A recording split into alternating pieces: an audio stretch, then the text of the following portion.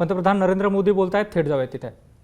आज हमें पता चलता है कि भारत में लॉकडाउन का कितना व्यापक प्रभाव रहा है। इस लॉकडाउन में भारत ने कोरोना से लड़ाई के लिए फिजिकल रिसोर्सेज को तैयार तो किया ही, हमने ह्यूमन रिसोर्स को भी बचाने का भरसक प्रयास किया है। ऐसे में अब सवाल ये है कि इसके आगे क्या। इंडस्ट्री लीडर्स के नाते आपके मन में ये सवाल जरूर होगा कि अब सरकार क्या करने जा रही है। आत्मनिर्भर भारत अभियान के बारे में भी मुझे पक्का विश्वास है कि आपके मन में भी मंथन चलता होगा, कुछ सवाल भी होंगे, और ये बहुत स्वाभाविक है, ऑब्वियस है। साथियों, कोरोना के खिलाफ इकोनॉमी को फिर से मजबूत करना, ये हमारी हाईएस्ट प्रायोरिटीज में से एक प्रमुख प्रायोरिटी है। इसके लिए सरकार जो डिसीजंस अभी तुरंत लेने जरूरी हैं, वो तो एक के बाद एक ले ही रही है, लेकिन साथ साथ में ऐसे भी फैसले लिए गए हैं जो लॉन्ग रन में देश की मदद करेंगे। साथियों, प्रधानमंत्री गरीब कल्याण योजना ने गरीबों को तुरंत लाभ देने में बहुत मदद की है। इस योजना के तहत करीब 74 करोड़ बेनिफिशियरीज, उनके घर तक राशन पहुंचाया जा चुका है। प्रवासी श्रमिकों के लिए भी फ्री राशन पहुंचाया जा रहा है। इसके अलावा अभी तक गरीब परिवारों को 53,000 करोड़ रुपीस, यानी 53,000 करोड़ रुपए से ज्यादा की फाइनेंशियल असिस्टेंस दी जा चुकी है। महिलाएं हो, दिव्यांग हो, बुजुर्ग हो, श्रमिक हो, हर किसी को इससे लाभ मिला है। लॉकडाउन के दौरान सरकार ने गरीबों को 8 करोड़ से ज्यादा गैस सिलेंडर उनके घर तक मुफ्त में पहुंचा दिया है। इतना ही नहीं, प्राइवेट सेक्टर्स के करीब 50 लाख एम्प्लॉइज के खाते में 24% ईपीएफ कंट्रीब्यूशन भी सरकार ने किया है। इनके खाते में करीब 800 करोड़ रुपए जमा कराए गए हैं। साथियों, भारत को फिर से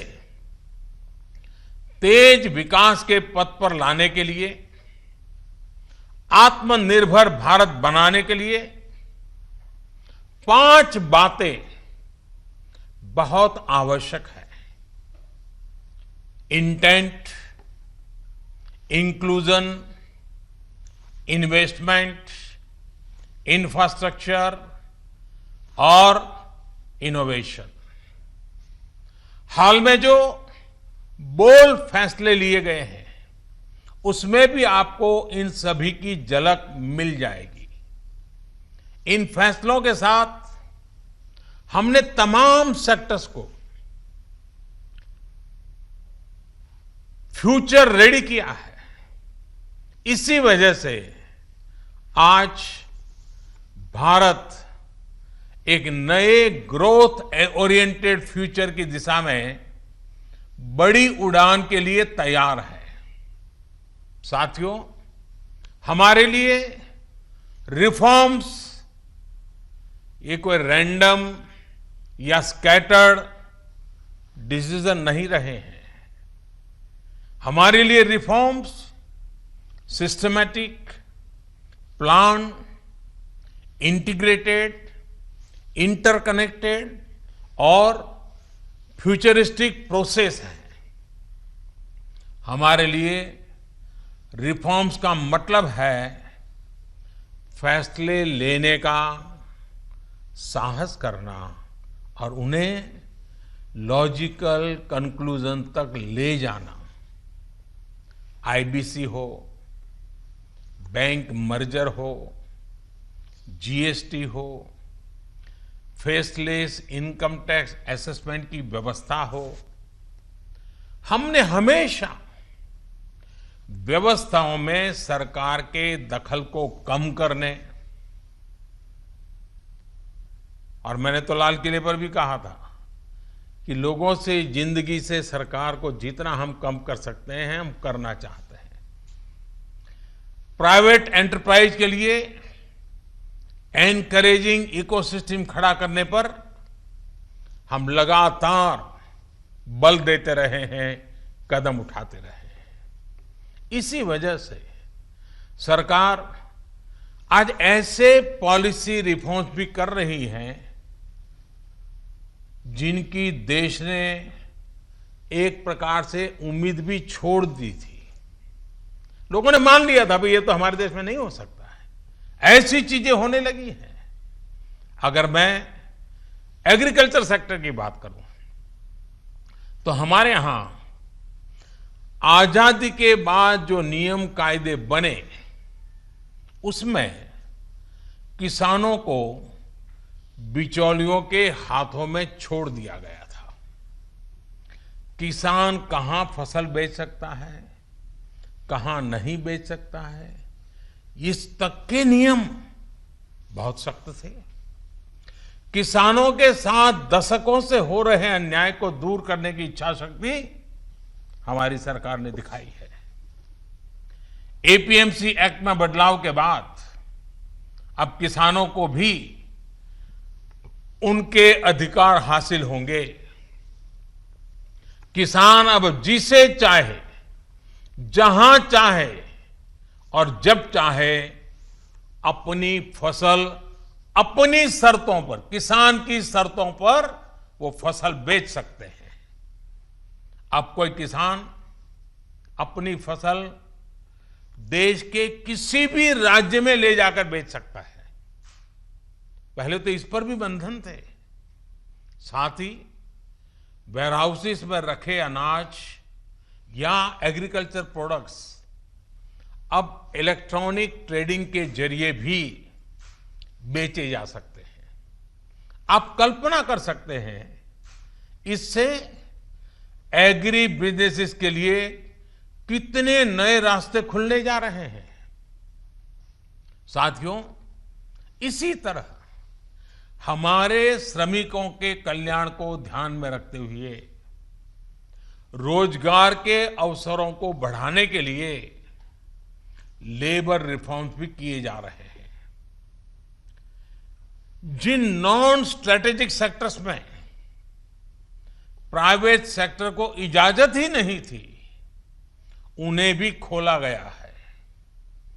आपका ध्यान इस पर भी गया होगा कि सबका साथ, सबका विकास, सबका विश्वास के रास्ते पर चलते हुए हम वो फैसले भी ले रहे हैं जिसकी मांग बरसों से हो रही थी। साथियों, दुनिया का तीसरा वो देश जिसके पास बहुत बड़ी मात्रा में कोयले का भंडार हो, कोल रिजर्व हो, जिसके पास आप जैसे साहसी और उद्यमी व्यापार जगत के लीडर्स हो, लेकिन फिर भी उस देश में बाहर से कोयला आए, कोल इंपोर्ट हो, तो उसका कारण क्या है?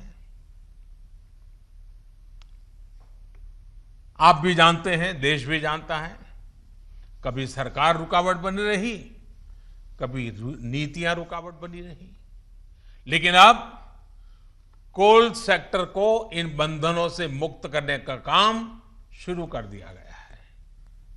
अब कोल सेक्टर में कॉमर्शियल माइनिंग को परमिट कर दिया गया है। पार्सली एक्सप्लोर्ड ब्लॉक्स को भी अलॉटमेंट करने की परमिशन दी गई है। इसी तरह मिनरल माइनिंग में भी अब कंपनियां एक्सप्लोरेशन के साथ साथ माइनिंग का काम एक साथ कर सकती है। इन फैसलों के कितने दूरगामी परिणाम होने वाले हैं, ये इस सेक्टर से परिचित लोग अच्छी तरह जानते हैं। साथियों, सरकार जिस दिशा में बढ़ रही है, उससे हमारा माइनिंग सेक्टर हो, एनर्जी सेक्टर हो या रिसर्च और टेक्नोलॉजी हो, हर क्षेत्र में इंडस्ट्री को भी अवसर मिलेंगे और यूथ के लिए भी नई अपॉर्चुनिटीज खुलेगी। इस सबसे भी आगे बढ़कर अब देश के स्ट्रेटेजिक सेक्टर्स में भी प्राइवेट प्लेयर्स की भागीदारी एक रियलिटी बन रही है। आप चाहें स्पेस सेक्टर में निवेश करना चाहें, एटॉमिक एनर्जी में नई अपॉर्चुनिटीज को तलाशना चाहें, पॉसिबिलिटीज आपके लिए पूरी तरह से खुली हुई हैं। हर अवसर आपका इंतजार कर रहा है। साथियों, आप ये भली भांति जानते हैं कि एमएसएमई सेक्टर की लाखों यूनिट्स हमारे देश के लिए इकोनॉमिक इंजन की तरह हैं। इनका देश की जीडीपी में बहुत बड़ा कंट्रीब्यूशन है और ये कंट्रीब्यूशन करीब करीब 30% का है। एमएसएमईज की डेफिनेशन स्पष्ट करने की मांग लंबे समय से उद्योग जगत कर रहा था। अब वो उद्योग जगत की पूरी मार्ग भी पूरी हो चुकी है। इससे एमएसएमईज बिना किसी चिंता के ग्रो कर पाएंगे और उनको एमएसएमईज का स्टेटस बनाए रखने के लिए दूसरे रास्तों पर चलने की जरूरत नहीं रहेगी। देश के एमएसएमईज में काम करने वाले करोड़ों साथियों को लाभ हो, इसके लिए 200 करोड़ रुपए तक की सरकारी खरीद में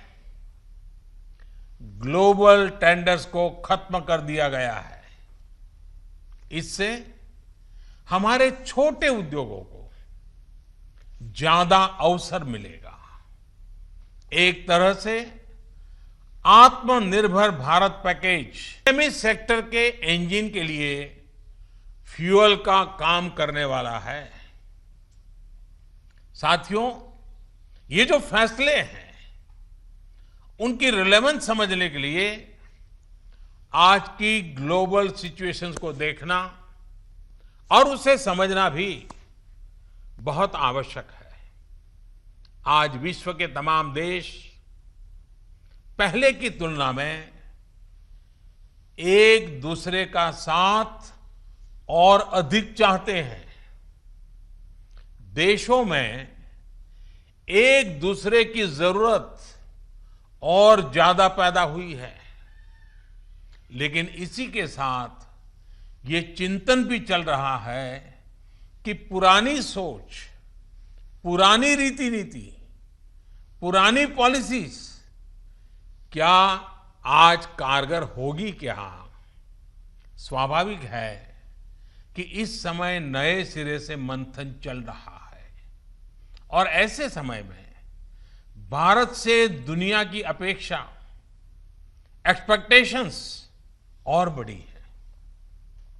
आज दुनिया का भारत पर विश्वास भी बढ़ा है और नई आशा का संचार भी हुआ है।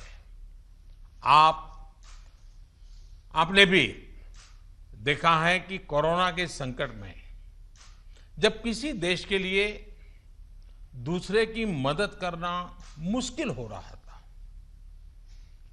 हर कोई अपने को संभालने में लगा था, ऐसी संकट की घड़ी में भारत ने 150 से ज्यादा देशों को मेडिकल सप्लाई भेजकर उनके लिए मानवीय मदद का काम किया है। साथियों, world is looking for a trusted reliable partner. Bharat में पोटेंशियल है, स्ट्रेंथ है, एबिलिटी है।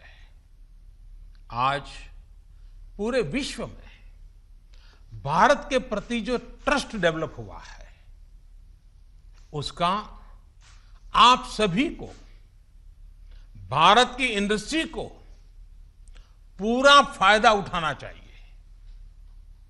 ये आप सभी की जिम्मेदारी है, सीआईआई जैसे संगठनों की जिम्मेदारी है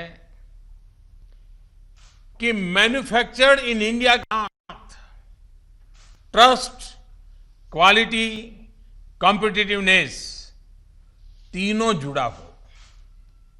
आप 2 कदम आगे बढ़ाएंगे, सरकार 4 कदम आगे बढ़कर आपका साथ देगी। प्रधानमंत्री के तौर पर मैं आपको भरोसा दे रहा हूं कि मैं आपके साथ खड़ा हूं। भारतीय उद्योग जगत के लिए ये राइज टू द ओकेजन की तरह है। Trust me, getting growth back इतना मुश्किल भी नहीं है। और सबसे बड़ी बात कि अब आपके पास, इंडियन इंडस्ट्रीज के पास एक क्लियर पाथ है। आत्मनिर्भर भारत का रास्ता, सेल्फ रिलायंट इंडिया का पाथ।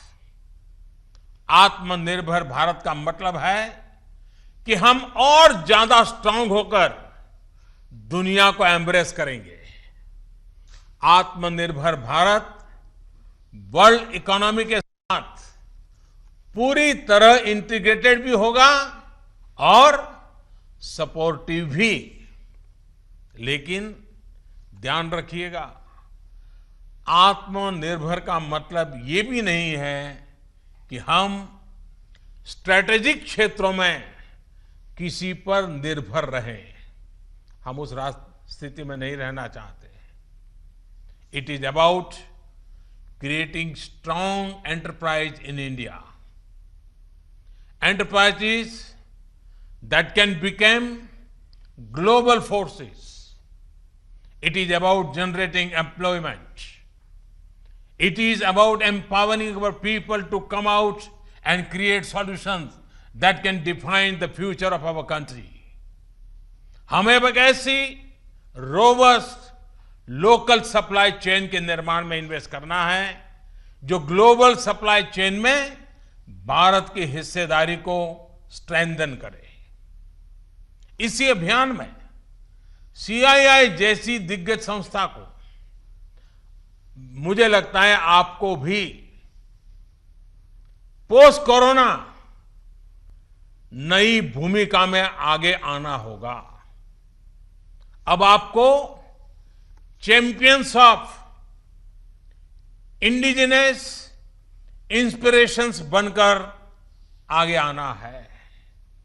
आपको डोमेस्टिक इंडस्ट्रीज की रिकवरी को फैसिलिटेट करना है, नेक्स्ट लेवल ग्रोथ को असिस्ट करना है, सपोर्ट करना है। आपको इंडस्ट्री को, अपने मार्केट को ग्लोबली एक्सपांड करने में मदद करना है। साथियों, अब जरूरत है कि देश में ऐसे प्रोडक्ट्स बने जो मेड इन इंडिया हो, मेड फॉर द वर्ल्ड हो। कैसे हम देश का आयात कम से कम करें, इसे लेकर क्या नए लक्ष्य तय किए जाएं, उस पर सोचने की जरूरत है। हमें तमाम सेक्टर्स में प्रोडक्टिविटी बढ़ाने के लिए अपने टारगेट तय करने ही होंगे। यही संदेश मैं आज इंडस्ट्री को देना चाहता हूं और देश यही अपेक्षा भी आपसे रखता है। साथियों, देश में मैन्युफैक्चरिंग को, मेक इन इंडिया को रोजगार का बड़ा माध्यम बनाने के लिए आप जैसे तमाम इंडस्ट्री के संगठनों से चर्चा करके ही कई प्रायोरिटी सेक्टर्स की पहचान की गई है। इनमें से furniture, air conditioner, leather and footwear, in 3 sectors पर काम शुरू भी हो चुका है। सिर्फ एयर कंडीशनर को लेकर ही हम अपनी डिमांड का 30% से अधिक इंपोर्ट करते हैं। इसको हमें तेजी से कम करना है। इसी तरह दुनिया का दूसरे सबसे बड़ा लेदर प्रोड्यूसर होने के बावजूद ग्लोबल एक्सपोर्ट में हमारा शेयर बहुत कम है। साथियों, कितने ही सेक्टर्स हैं जिसमें हम बहुत अच्छा कर सकते हैं। बीते सालों में आप सभी साथियों के सहयोग से ही देश में वंदे भारत जैसी आधुनिक ट्रेनें बनी हैं। देश आज मेट्रो के कोच निर्यात कर रहा है। इसी तरह मोबाइल फोन मैन्युफैक्चरिंग हो, डिफेंस मैन्युफैक्चरिंग हो, अनेक क्षेत्रों में इंपोर्ट पर हमारी डिपेंडेंस को कम करने का प्रयास लगातार चल रहा है। और मैं बहुत गर्व से कहूंगा कि सिर्फ 3 महीने के भीतर ही पर्सनल प्रोटेक्टिव इक्विपमेंट पीपीई, इसकी सैकड़ों करोड़ की इंडस्ट्री आप ही लोगों ने खड़ी की है। 3 महीने पहले भारत में एक भी पीपीई नहीं बनती थी। आज भारत एक दिन में 3 लाख पीपीई किट बना रहा है, तो ये हमारे उद्योग जगत का ही सामर्थ्य है। आपको इसी सामर्थ्य का इस्तेमाल कर हर सेक्टर में आगे बढ़ना है। मेरा तो सीआईआई के तमाम साथियों से ये भी आग्रह है कि रूरल इकोनॉमी में इन्वेस्टमेंट और किसानों के साथ पार्टनरशिप का रास्ता खुलने का पूरा लाभ आप लोगों ने उठाना चाहिए। अब तो गांव के पास ही लोकल एग्रो प्रोडक्ट्स के क्लस्टर्स के लिए जरूरी इंफ्रास्ट्रक्चर तैयार किया जा रहा है। इसमें सीआईआई के तमाम मेंबर्स के लिए बहुत अपॉर्चुनिटीज है। साथियों, फार्म हो, फिशरीज हो, फूड प्रोसेसिंग हो, फुटवेयर हो, फार्मा हो, अनेक सेक्टर्स में अनगिनत अपॉर्चुनिटीज के गेट आपके लिए खुले हैं।